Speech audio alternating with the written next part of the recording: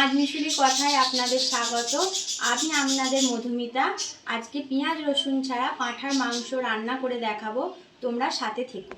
মাংসটা ভালো করে পরিষ্কার করে গরম জল আর হলুদ দিয়ে ভিজিয়ে রেখেছিলাম, দিয়ে ধুয়ে পরিষ্কার করে নিলাম।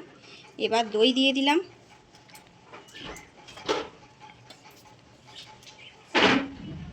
তারপর হলুদ দিয়ে দিলাম,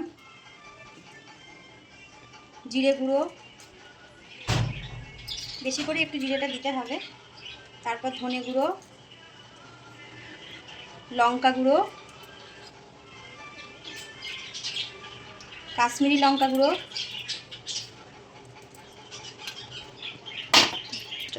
এবার খানিকটা তেল দিয়ে দেব,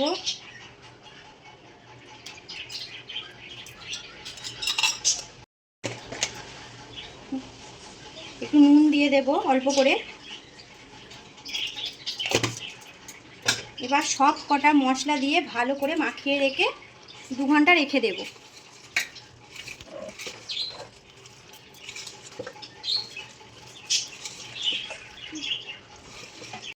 দেখো বন্ধুরা, ভালো করে মাংসটা মাখিয়ে নিয়েছি মশলা দিয়ে। এবার চাপা দিয়ে 2 ঘন্টা রেখে দিচ্ছি। 2 ঘন্টা পর আবার আমি চলে এসেছি। এবার গ্যাসটা জ্বেলে দেব। কড়াইটা বসিয়ে দিয়েছি, দিয়ে তেলটা দিয়ে গরম করতে দিয়ে দেব। আলুটা একটু হলুদটা মাখিয়ে নেব।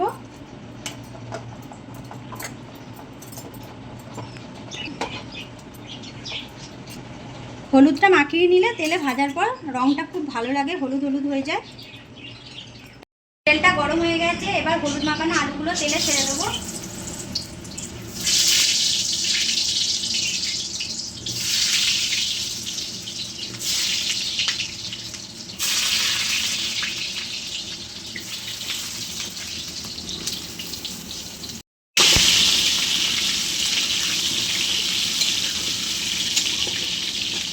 আলুটা ভাজা হতে হতে আমি একটুখানি মশলা রেডি করে রাখবো। একটু জিরে গুঁড়ো, লঙ্কা গুঁড়ো, হলুদ গুঁড়ো, এটা একটু জলের মধ্যে ভিজিয়ে রেখে দেবো।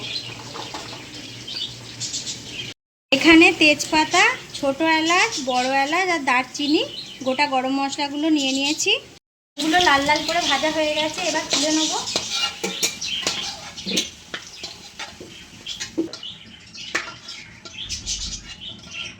আলুগুলো তুলে নিয়েছি। তেলে কিছুটা চিনি দিয়ে দেবো। চিনিটা একটু লাল হতে দেবো, তাহলে রং। চিনিটা বেশি ফুটিয়ে ফেললে কিন্তু হবে না বন্ধুরা, হালকা ভেজে নিতে হবে। তারপর গোটা গরম মশলা, তেজপাতা সব তেলেতে দিয়ে দেবো।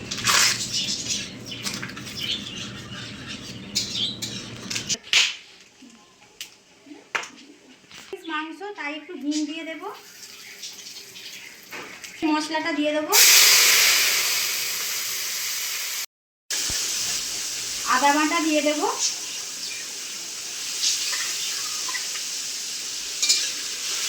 দিয়ে খানিকক্ষণ কষে নেব। মশলাটা কষা হয়ে গেছে, এর ওপর টমেটো বেটে রেখেছিলাম আগে থেকেই, টমেটো বাটাটা দিয়ে দেবো। আবার কিছুক্ষণ নাড়বো।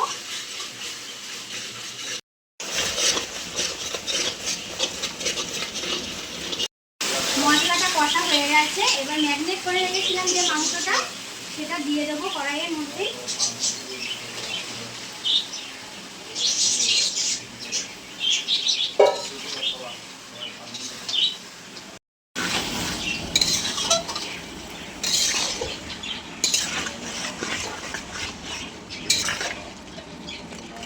ঢাকনাটা খুলে একবার নেড়ে দেবো।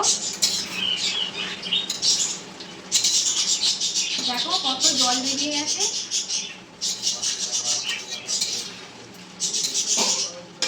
নেড়ে ছেড়ে আবার চাপা দিয়ে দেবো কিছুক্ষণের জন্য।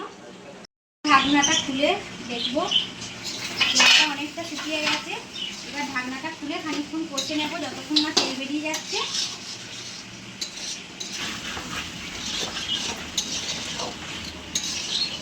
এবার কষতে কষতে কটা লঙ্কা ছিঁড়ে রেখেছিলাম, লঙ্কাগুলো দিয়ে দেবো, আরও সেন্টটা ভালো হবে। আর ম্যারিনেট করে রাখার সময় নুন খানিকটা দিয়ে রেখেছিলাম, আরও খানিকটা নুন দিয়ে নেবো। তোমরা তোমাদের আন্দাজ মতো দিও। দিয়ে আবার খানিকক্ষণ কষবো। এখানে গ্যাসে একটু গরম জল করতে দিয়ে দিয়েছি, আর গরম জল না দিলে মাংসটা সিটে মেরে যাবে ঠান্ডা জল দিলে, তাই গরম জলটা দিয়ে দেবো মাংসর মধ্যে। মাংস থেকে একদম তেল ছেড়ে দিয়েছে, ভালো করে কষানো হয়ে গেছে। তেল ছাড়লেই বুঝতে পারবে মাংসটা কষানো হয়ে গেছে। এবার আমি যে গরম জলটা করে রেখেছিলাম সেটা মাংসের মধ্যে দিয়ে ফেলে দেবো। গরম জল ঢেলে দিলাম। তোমরা কুকারে যদি দাও তাহলে অল্প জল দেবে, আমি তো কড়াইয়ের মধ্যে ফুটিয়ে করবো তাই একটু বেশি জল দিলাম, নাহলে সিদ্ধ হবে না। এর মধ্যে ভেজে রাখা আলুগুলোও দিয়ে দেবো। ভালো করে নেড়ে নেব।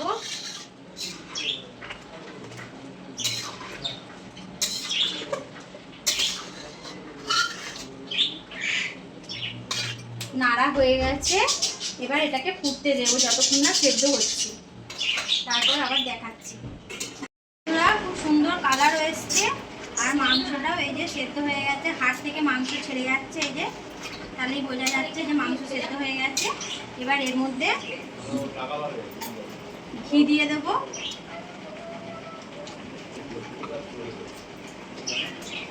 আর একটু মিট মশলা দিয়ে দেবো।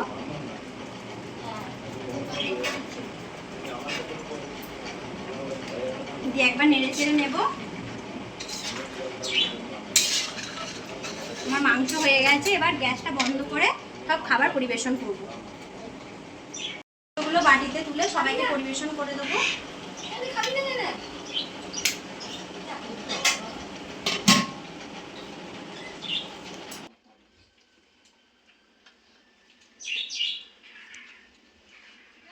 সবাইকে পরিবেশন করে দিয়েছি, এবার ওরাই বলুক কেমন খেতে হয়েছে।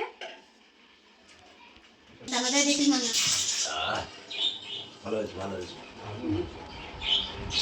ছেলে বাড়িতে ছিল না, তাই ওর খেতে দেরি হয়ে গেল। ওর কাছ থেকে শোনো বন্ধুরা কেমন হয়েছে পাঁঠার মাংসটা, বলতো?